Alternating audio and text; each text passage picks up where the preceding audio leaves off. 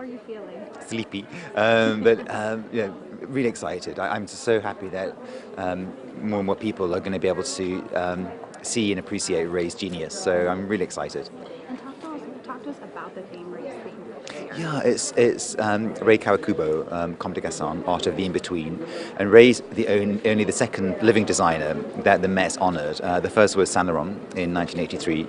And we chose her because she really is the most important and influential designer of the last 40 years.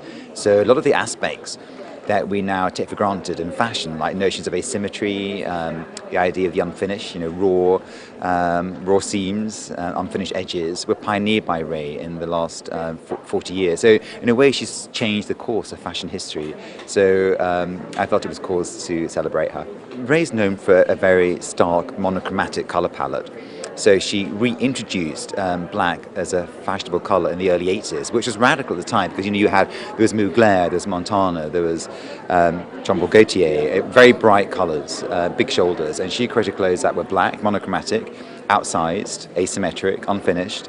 So it was a huge shock to fashion in the early 80s, and she's continued with that colour palette throughout her career.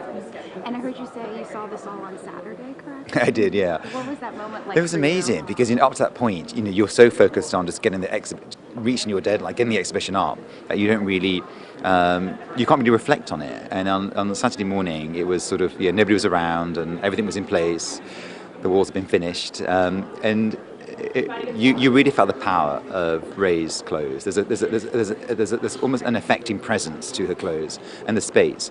So yeah, that was the first time I sort of was able to reflect on it and have this more visceral response to the exhibition space. I think it's going to be the most exciting red carpet in the history of the Gala.